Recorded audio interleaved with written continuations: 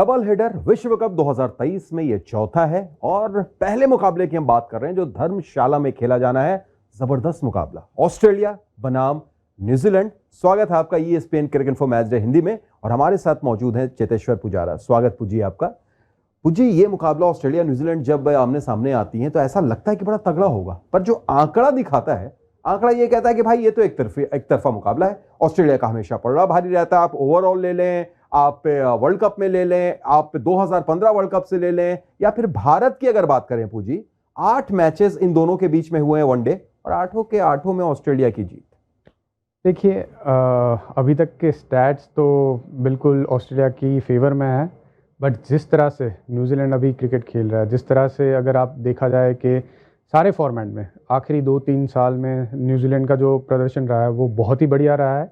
इसीलिए मुझे लग रहा है कि ये वर्ल्ड कप का सबसे अच्छा मैच हो सकता है, क्योंकि दोनों टीम का अगर परफॉर्मेंस की बात करें, ऑस्ट्रेलिया आखिरी 2-3 मैच में बहुत अच्छा प्रदर्शन करके आ रही है। न्यूजीलैंड इंडिया से लास्ट मैच हारा है, बट उसके शुरू के जो मैच थे वहाँ पर सारे मैच में उनका प्रदर्शन बहुत ही अच्छा रहा था। तो मुझे लग रहा है कि दोनों टीम इक्वल होंगी ये मैच के लिए। 50-50 होगा, कोई भी टीम का पलड़ा भारी नहीं होगा, क्योंकि बहुत ही इंपॉर्टेंट मैच है दोनों टीम के लिए। सेमीफाइनल में पहुंचने के लिए अगर कोई टीम हारती है फिर भी मौका है, बट यहाँ पर अगर कोई टीम जीतती है तो उनका जो सेमीफाइनल का बर्थ है वो डेफिनेट हो जाएगा, वहाँ पर वो ऑलमोस्ट पहुँच जाएंगे। तो मेरे ख्याल से ये मुकाबला कड़ा होगा।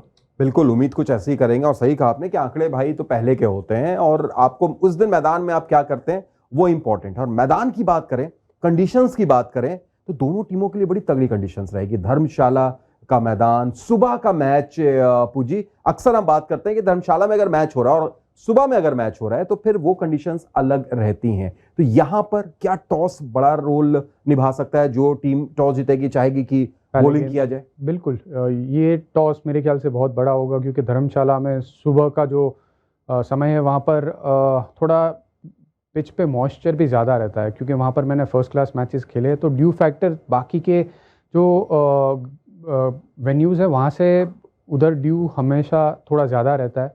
और सुबह में खास करके जो पहला सेशन जो होता है, और वनडे में मैच थोड़ा लेट स्टार्ट होता है, बट बाकी के जो मैचेस मैंने खेले वो सुबह 9:30 बजे स्टार्ट होता है। बट पहला 2 घंटा तो यहाँ पर वनडे में मुझे कहीं लग रहा है कि पहले के 15 ओवर वो बहुत ही क्रूशियल होंगे, और वहाँ पर मेरे ख्याल से सीमर्स बहुत ज़्यादा इफेक्टिव होंगे और ये टॉस बहुत ही वाइटल होगा। और दोनों तरफ से अगर बात करें तो भाई एक से बढ़कर एक गेंदबाज, एक से बढ़कर एक बैटर। चलिए बैटर से हम शुरुआत करते हैं और खासतौर से इन फॉर्म ऑस्ट्रेलिया की अगर बात करें, जो पिछले मैच में 309 रन से पूजी जीत कर आ रही है नीदरलैंड्स के सामने। मैक्सवेल का शतक, वार्नर का दूसरा शतक, मार्श रंग में नजर आ रहे हैं, स्मिथ और लाबुशेन भी पिछले मैच में शतक लगाकर आ रहे हैं। एक हेवी बैटिंग साइड वर्सेस अगर न्यूजीलैंड की बात करें, ट्रेंट बोल्ट वहां पर रहेंगे, वहां पर आपको मैट हेनरी रहेंगे। इन कंडीशन में हेनरी साहब जबरदस्त गेंदबाजी कर सकते हैं। लॉकी फर्ग्यूसन है, लॉकी फर्ग्यूसन है।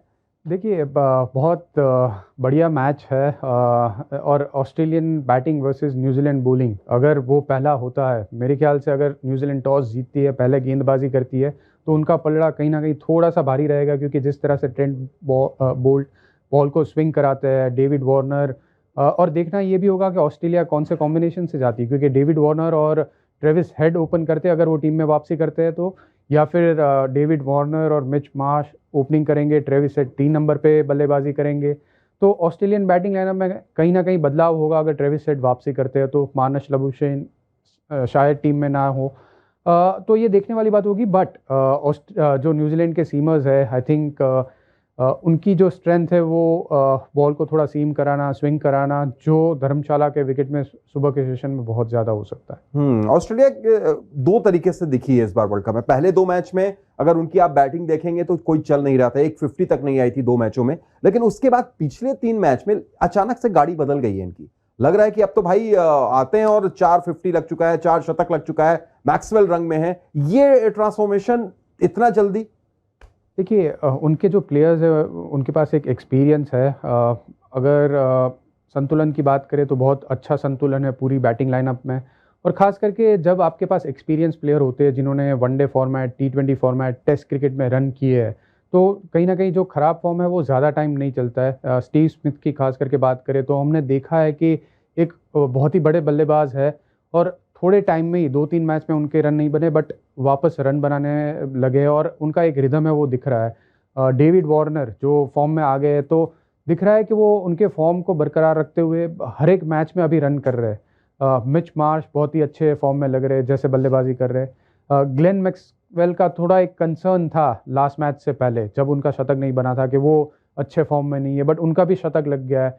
तो ये उनकी जो बैटिंग लाइनअप है, जो अच्छा पहले नहीं कर रही थी ये विश्व कप में, वो सारे बल्लेबाज अभी रन करने लगे हैं, तो वो ऑपोजिशन के लिए बहुत मुश्किल होगा। हम लोग बात तो कर रहे हैं बैटर की, हमने बात की दोनों टीमों के पेसर्स की, लेकिन धर्मशाला में क्या स्पिन को भी मदद मिलेगी? मेरा सवाल आपसे इसलिए भी था पूजी कि इस वर्ल्ड कप में 13 विकेट 5 मैचों में एडम ज़ैम्पा ले चुके हैं, जिसमें 3 बार लगातार 3 बार 4 विकेट भी उनके नाम है। तो क्या एक बार फिर ज़ैम्पा पर निगाहें होंगी धर्मशाला में भी? बिल्कुल होंगी, क्योंकि उनके वो स्ट्राइक बॉलर अभी तक रहे हैं। वो क्या धर्मशाला में उतनी हेल्प होगी? मुझे नहीं लग रहा है कि बाकी वेन्यूज़ जितनी ज़्यादा हेल्प उनके लिए होगी, बट वो बहुत ही अच्छे रिस्ट स्पिनर है। और रिस्ट स्पिनर के लिए विकेट इतना ज़्यादा मायने नहीं रखता है, क्योंकि कोई भी विकेट पे वो अच्छी गेंदबाजी कर सकते हैं। धर्मशाला में उनके लिए थोड़ा चैलेंजिंग होगा, क्योंकि हमने देखा जब इंडिया और न्यूजीलैंड ने मैच खेला तो इतनी ज़्यादा हेल्प नहीं थी स्पिनर्स के लिए। शॉट्स खेलना थोड़ा आसान था बल्लेबाज के लिए, तो वहाँ कहीं ना कहीं उनके लिए एक चैलेंज होगा।